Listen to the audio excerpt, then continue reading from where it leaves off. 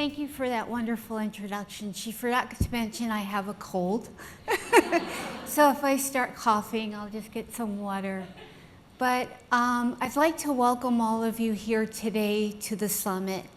And I wish you could be standing here with me on stage to see how beautiful you all look. I've been in tech for over 35 years now. I have someone that I mentor, and she said, "You've been in tech longer than I've been alive." I think that was a compliment, but you know, as I've spanned this long career, I've watched the rate of women entering and staying in the field rise and fall. And when I look at you all today, and I think about the fact that there is a growing number of universities that are beginning to report that the percentage of computer science majors and engineers are almost 50% now at a female ratio to men, it gives me a tremendous sense of optimism that we're reaching some type of inflection curve and moving away from what, as you probably know, has been a downward trend. So again, I'm so happy that you're here. It's a Saturday. It means a lot to us that you've joined the summit. I want to share with you a lot from my professional life, but I'm going to begin by telling you a little bit about my childhood and my early youth. And I'm going to leave a lot out because I have to protect the innocent as well as the dead. But I will let you know that I did grow up in New York City, so I'm a lot tougher than I actually look and sound. And when I was a child, something would break in our house. My mother, who was a brilliant woman, would inevitably call my father. And my father would, you know, fumble around a bit, and then inevitably he would call a repair person. And it was the thrill of my youth for these repair people, and they were inevitably men, these plumbers and electricians, to come into our house and to fix things. And I was just enamored with them. I would follow them around. I loved their smell. I loved to watch how they were, you know, tinkering with things and listening to the sound of the water going through the pipes. And I would really watch them and pepper them with questions. I'm sure I was annoying, but they seemed to indulge me. And, you know, that sense of wanting to be the one who could actually fix something that was broken, like I wanted my mother to call me. That has stayed with me all my life, and it has served me very well. And, you know, I just remember it many, many times as, you know, things start breaking and I'm being called to fix them. But that started when I was younger, and I remember being a young mother, and I would come home and my children would greet me, and then within 5 minutes it would be, "Mom, the printer's broken, the PC doesn't work," and it would be my evening, is trying to bring that back to being, to life. And it was like, oh my God, what have I wished for? Even now, they're in their early 20s and I still get the calls, "The microwave's not working." And it's like, okay, we'll fix it, don't worry. But I had a fascinating childhood. It was a bit unconventional, and maybe one day when we meet each other in some other place, I'll tell you all about it. But when I became ready for school, I started going to Catholic schools, and I stayed in a Catholic school until I was in 10th grade. And then I had this burning desire to join our local public school. And that's because probably that's where all the boys were. But nevertheless, I can remember to this day, my father had to register me. And the school was about 15 minutes from our house. And with each and every step we took, he would reassure me that I was completely throwing my life away. And it was amazing to me that in this kind of broken down place of a school, I met the most stimulating teachers who really had the expertise to bring out the passion in students for math and science. So I thrived in that environment. And my father was so relieved that he built me my own chemistry set. And he would kind of turn his head when some of the experiments I would do would go awry and explode and start fires, and it would be like, it's okay. And he was just a wonderful inspiration to me and very helpful. So from that school, I went on to Princeton and then USC, and I finally got my doctorate in what was then called quantitative analysis. I believe today it's called data science, as well as social psychology. And the combination of those two have served me very well in my career. So I finished my graduate studies on a Friday, and I started working at Bell Labs as a systems engineer the following Monday. And that was in 1982, and I haven't stopped yet. So.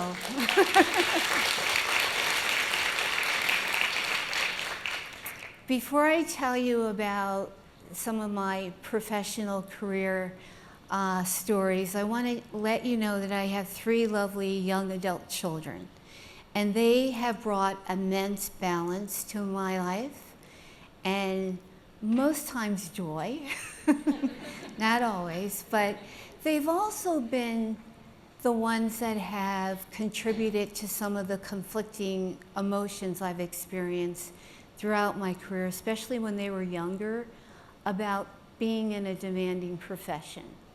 It was hard. And at the same time, they were my primary motivators for staying, because they were very interested in, or maybe I made them interested in technology, and also just in corporate life. The people that I worked with became the people that they thought of as my friends, and they would ask me, how's Magda, how's Shocker, how's this person? Because I was always talking to them on the phone, and they would be in the car with me and whatever. But it was very inspiring to hear them, ask questions, begin to want to invent things. And I guess even more significant than that, I have not quite reached one of my major goals in life concerning my children, which is to completely get them off my payroll. That has not happened yet, so I continue to work. But I have tried very hard throughout my career to make them believe and feel, and it's been true, that they are the center of my lives. I can compartmentalize a lot, so sometimes I do, focus very, strongly on work, but I've tried to make them understand that they're the priority. So when I get a phone call from them, I will walk out of a meeting. I learned that from my father, who worked very long hours, and yet he always made my sisters and I feel like we were the center of his life, and that helped a lot.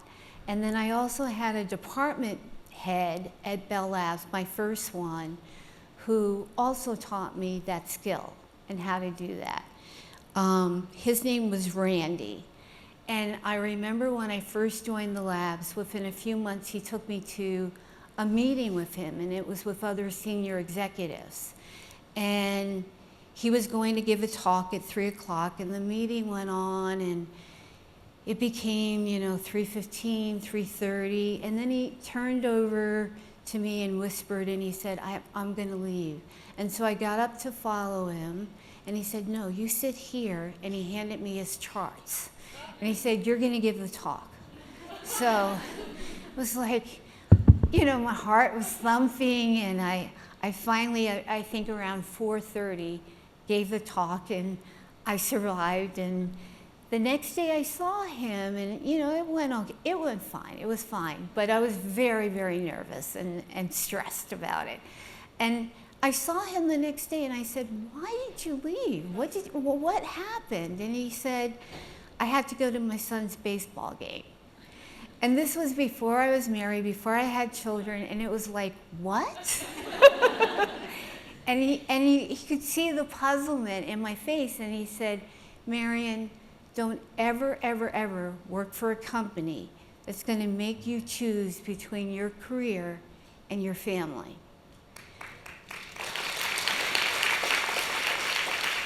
And you know, that thought and those words and that whole, you know, scenario has stayed with me all my life. And it's really helped. And it, you know, sometimes you really do have to make a decision. And you always hope that you err on the right side. But that experience and his coaching helped me a lot. And it was, you know, maybe 10 years later where it really came into play. And I finally understood what he meant, because it seemed ridiculous to me at the time. Baseball game? I couldn't get it. But anyway, soon after I joined Bell Labs, I was asked to start working on messaging applications and to try to understand whether or not the messaging applications that we had deployed were actually compatible with each other and could interoperate, or whether or not they were on proprietary protocols. So, and if they were, then to come up with a protocol so that they could communicate with each other.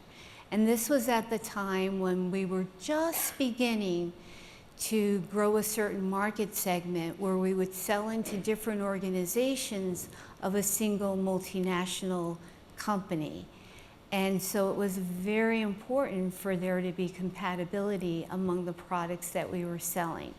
So I did the investigation and found out that there was very little compatibility. And so with a team, I created a protocol. And then Randy went about setting up a meeting with all the product managers who own these messaging applications, as well as their senior executives, so we could, you know, reveal the findings and then have them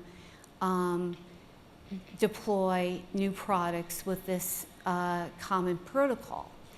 So from my point of view, that meeting was a disaster. It was in a very small room, you know, maybe as big as this stage to where I am. And there were maybe, I don't know, 10 senior executives, so the room was way too small for all of us. And then their product managers, and then it was at the time when it was all men. And everyone had on a suit, you know, a button-down suit, very formal looking. And there was a transparency machine. I don't even know if half of you know what that was, but it got so hot in that room. And so I was the one that was presenting the findings to them and telling them about their products. And as I went on, it was very clear to me that the product managers were getting extremely agitated and embarrassed. And they expressed that embarrassment by relentlessly questioning me, being very suspicious about my findings, some of them, and then others would say, well, you know, that's in our roadmap already, we knew about it, this is nothing new. But their senior executives were very quiet, and all their eyes were listening, or all their eyes were on me listening very carefully to what I was saying. And they were not happy. Not with me, but with the people who had developed the products. So I just felt mortified in that meeting because you know, they were so attacking and they had so much animosity and they didn't know how to express their embarrassment appropriately. So they took it out on me. So, you know, in the end, the meeting ended and they said, if we do have this problem, right, if we do, we will adopt a protocol. So Randy and I left and we walked down the hallway, and I was furious at Randy because I felt like he had set me up And I had no idea that they would react the way they reacted. And I was like, why'd you do that? Why? Now, I probably won't even have a job in a week after this. And out of the corner of my eye, I could see our senior vice president walking towards us. And he was a very tall, dignified looking man. And he would walk like a general, like very ramrod straight.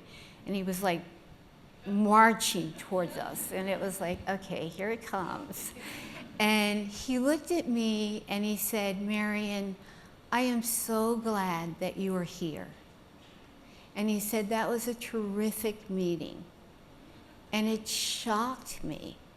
And yet at the same time, it also empowered me, because I felt like, okay, something can feel really bad, but you're actually doing the right thing.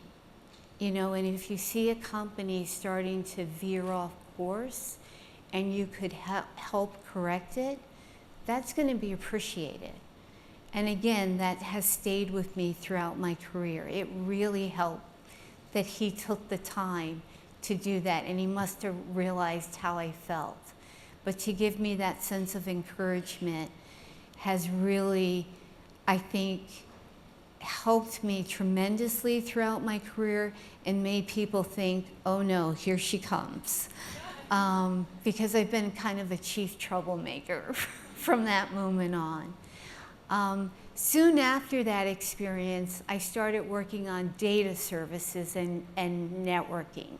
And that was when 99% of my colleagues at Bell Labs worked on voice communications and what was called the core network at the time, which was a network that was designed to carry voice traffic because that's how people communicated. We picked up a phone and called each other. And so there was relatively little data traffic going over that network, but it was an aging infrastructure.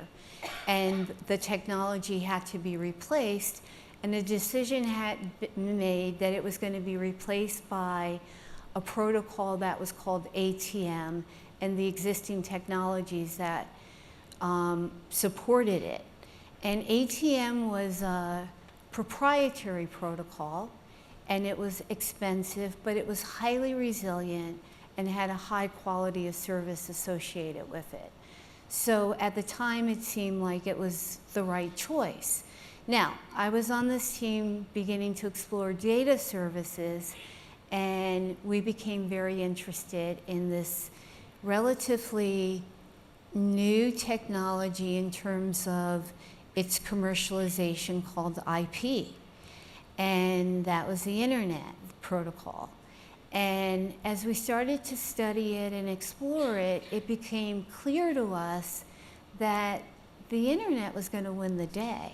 It was open, it was flexible, it was multimedia, it was very rich, it was easy to implement, and there was a growing ecosystem that was developing around it. So we did a lot of exploration, we did a lot of prototyping, and a lot of invention to make it resilient, because in honesty, it wasn't a resilient protocol. And we finally convinced ourselves that it could be made to carry mission critical information.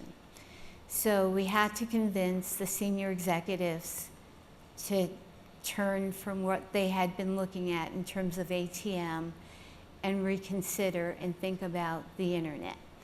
And so we found some allies in high places, and through a lot of blood, sweat, and tears, finally convinced the senior executives at AT&T to reinvest their multi-billion dollars from ATM technology to the internet. It was a big, big bet. And it was at this time that I realized that I really had to change my ways, because I was a big denial. I was a big person, a denier, I should say, where the way that I got through life was by, defense mechanisms are useful. and they serve their purpose. You just can't use them too much because then you get into some type of pathology. But if you use them to serve your purpose, they can be very helpful. So my favorite defense mechanism was denial. And that just, simply meant that I stayed optimistic and I looked for the best in things. And, I was always optimistic that things would turn out well. But I realized at the time that that was not going to serve me well in this situation, because the truth be told, the internet was not quite ready to accept all the traffic, and AT&T at the time was pretty much the dominant carrier, at least nationwide, and to some extent in the Western world. So I knew that the internet was not quite capable enough, so what we had to do once we convinced these executives that the internet was the way to go was face the brutal fact that it wasn't quite ready. So what we did is decided to merge the two teams that had been vehemently opposed to each other, the IP team and the voice networking team, and put them into one organization. And I would lead that organization. And that was like a nightmare. These teams were really quite different from each other. The IP team was very fast to market, would prototype a lot and iterate, and do very quick deployments, work with friendly customers who were ready to try out leading edge technology, were willing to accept things that had bugs in them, and if something worked once, just put it out, right? And so they were a great team, very fast and fun to work with. The core networking team, on the other hand, were very methodical, very careful, tested things, endlessly, making sure that things had almost 5 nines of reliability before they would ever be released to the field. Very, very slow in their approach, but very good as well. So these were the two teams that we had to merge. So we finally, after about 2 years of finding the strongest people, finding out who wanted to collaborate and who just dug in their heels and stayed where they were and were unwilling to change. After we got, culled that team, so we had the strongest members, they became a dream team. But it took a couple of years for that to happen. They were truly a dream team, and even when I think back now across my career, that was my favorite time. Not the 2 years to get them there, but after that period. And I realized that we all had to go through that process where we had to hold these conflicting notions at the same time, that yes, internet was going to win the day and it was the right thing to do to put all the investment there, but at the same time it wasn't ready and it wasn't really resilient and it was going to crash and then we just could ruin the brand. So we had to hold those two facts, or those suite of facts, together at the same time. So believe me, we worked really, really hard and we did a lot of invention. And we finally got it to work. And we finally got it to work very well, so that the services that we put out, and we were one of the first carriers to actually put out IP services, and they were up to 4, sometimes even 5 nines of reliability. So it was something that, I feel very pleased with in terms of what the team was able to do and what they were able to do so quickly, and all the inventions that came out of that. And I was very happy that towards the end of my career, I'd say about 95% of AT&T's traffic was going over an IP network. That was I didn't think it would ever take that long, but it did. And so I was very happy. So I got, soon after, that happened, I should also mention to you the fact, that you can look more information up about this, but holding those two contradictory set of perceptions is a very well-known paradox. And it's called the Stockdale paradox.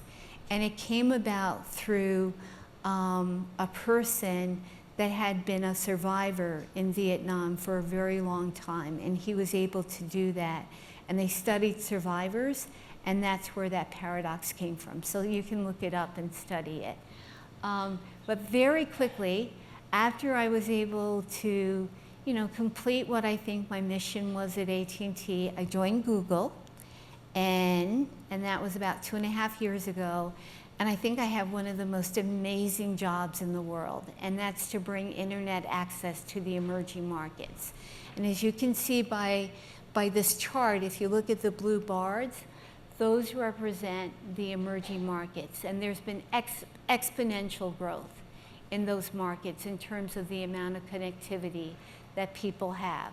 95% of the world, or 7 billion people, now live within range of a cellular network. So that's pretty amazing.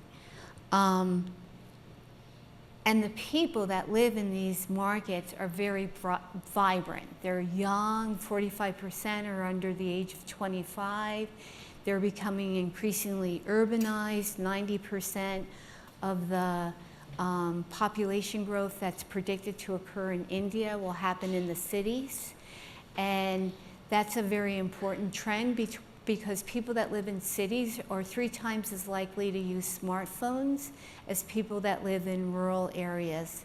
And so, as you know from what happened in the United States, when you're using a smartphone, you're going to demand broadband access. You need broadband access to really use the full capabilities of a smartphone. These people are also living in an immense amount of poverty, but beginning to have an increasing amount of disposable income.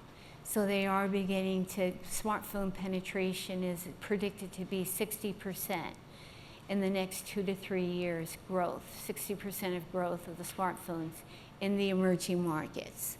So there's still a huge problem though that needs to be solved. Despite all the good news and the amount of connectivity, there's a huge gap between the amount of connectivity that exists and the number of people that can use the internet. Over 50% of the world has never used the internet, never. And even though each region has its own issues around why they're not using the internet, especially if you look at the red and the green, they have some things in common. One is that typically they have very low spec phones with very limited memory and storage, very unstable power sources, very expensive data plans, networks that are congested and unreliable. And then finally, sometimes the content on the internet is just not relevant for these populations. If you look at Wikipedia, for example, 1/4 of the content in Wikipedia is available to Hindi speakers as to English speakers, even though Hindi is the 4th most spoken language in the world. So Google, along with many of the companies that you come from, is working very, very hard to fix these problems. And it's magical thinking to believe that there's only one technical solution that can address the immense amount of population densities and geographical terrains that exist within the emerging markets. So we're looking very strongly to partner with as many people and as many governments as possible to bring a range of technologies and business models to address the problem of internet disparity that exists within the world. And I welcome all of you to join us in this journey. So I want to thank you again for coming on this Saturday. It's a pleasure to see you, and I hope I get a chance to talk to each and every one of you later today. Thank you.